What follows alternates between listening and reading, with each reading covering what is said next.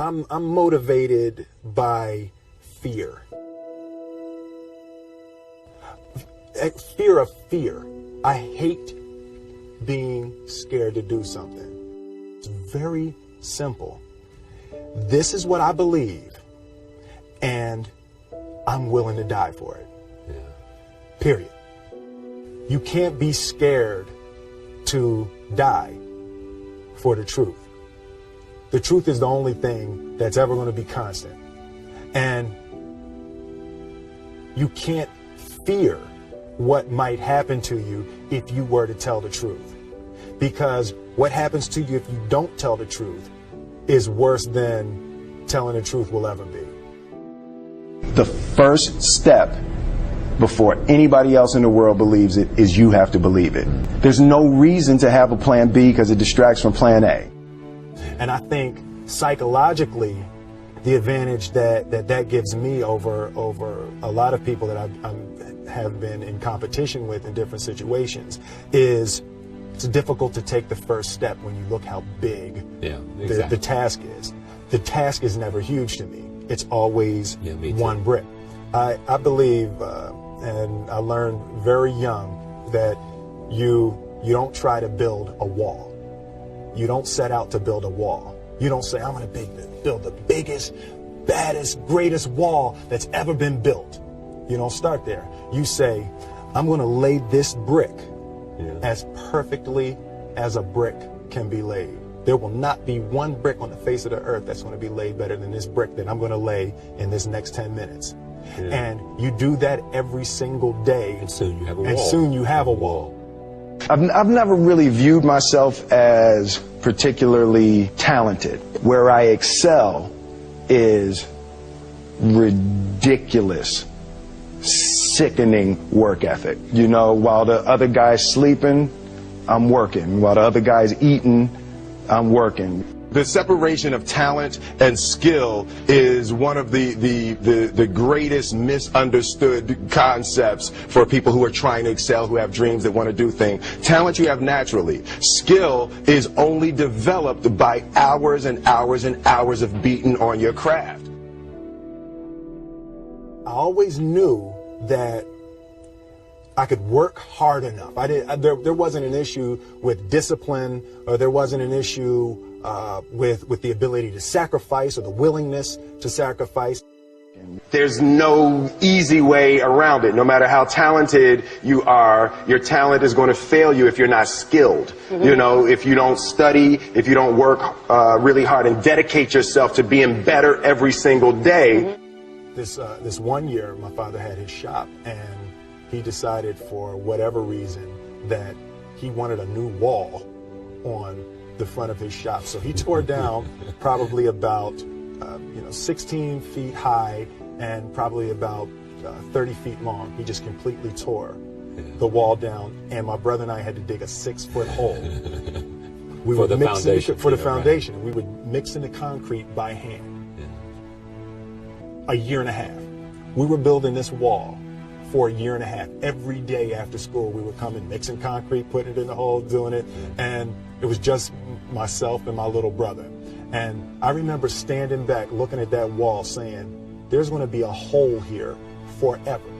A year and a half later, we laid the final brick. And my father stood back with my brother and I know he planned this. He says he didn't, but I know he had been planning this and writing this for his for the past 2 years.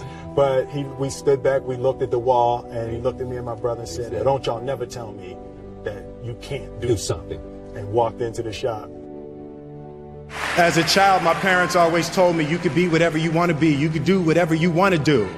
And you know, that office, that position, the highest office on the face of the earth, it was something I heard my parents saying it, but I didn't totally believe it. Yet I went out in the world and I carried myself and I held my head high and I stood there and I looked people in their eyes and I talked to people as if I was deserving of everything that this planet has to offer. I really want to say to children out there and to people who are watching, Confucius said one time, he who says he can and he who says he can't are both usually right.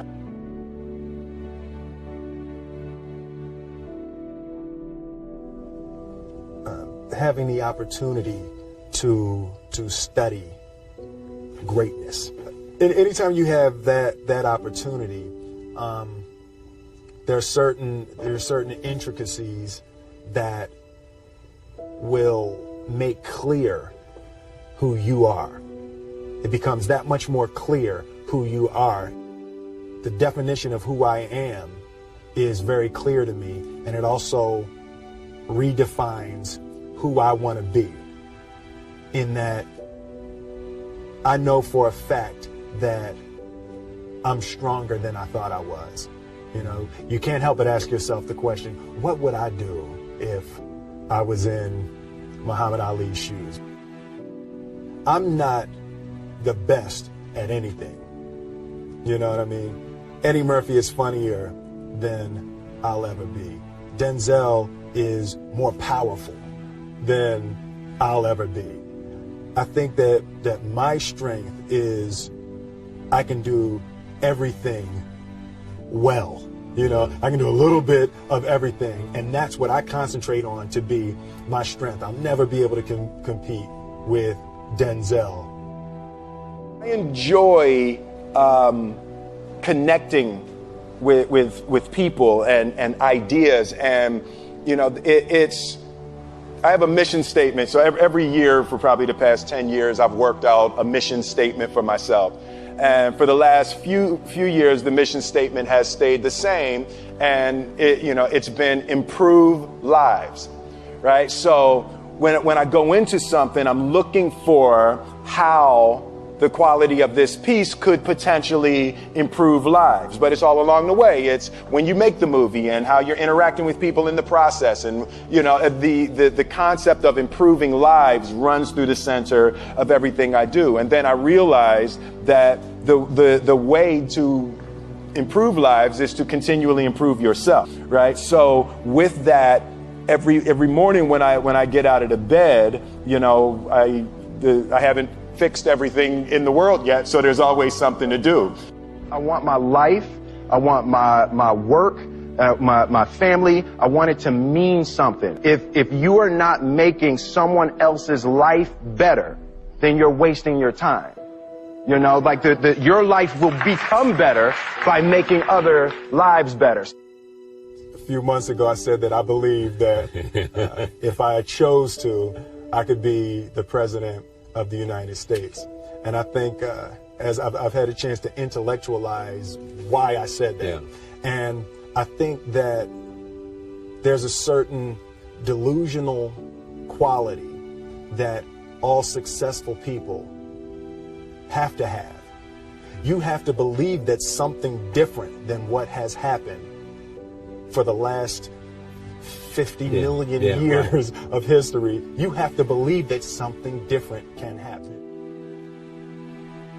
The one thing that I truly tried to communicate in the interpretation of Ali is the complex simplicity of greatness.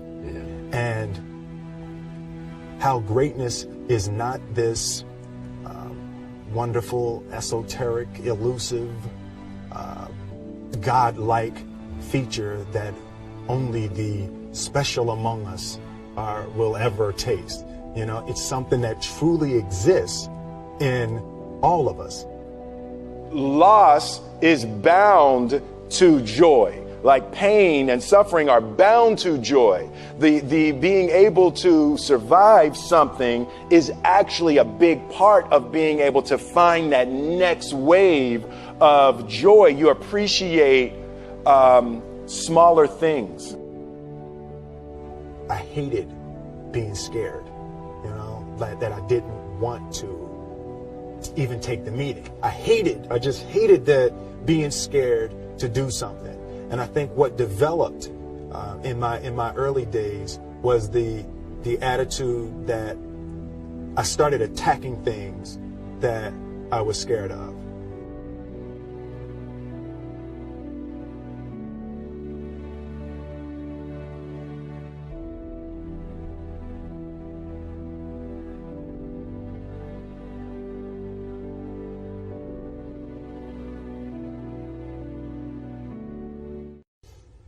I'm motivated by fear.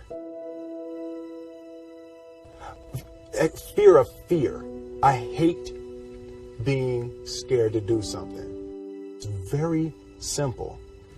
This is what I believe, and I'm willing to die for it. Yeah. Period. You can't be scared to die for the truth. The truth is the only thing that's ever going to be constant. And you can't fear what might happen to you if you were to tell the truth. Because what happens to you if you don't tell the truth is worse than telling the truth will ever be. The first step before anybody else in the world believes it is you have to believe it. There's no reason to have a plan B because it distracts from plan A. And I think psychologically, the advantage that gives me over a lot of people that I have been in competition with in different situations is it's difficult to take the first step when you look how big the task is. The task is never huge to me. It's always one brick. I believe, and I learned very young, that you don't try to build a wall. You don't set out to build a wall. You don't say, I'm going to build the biggest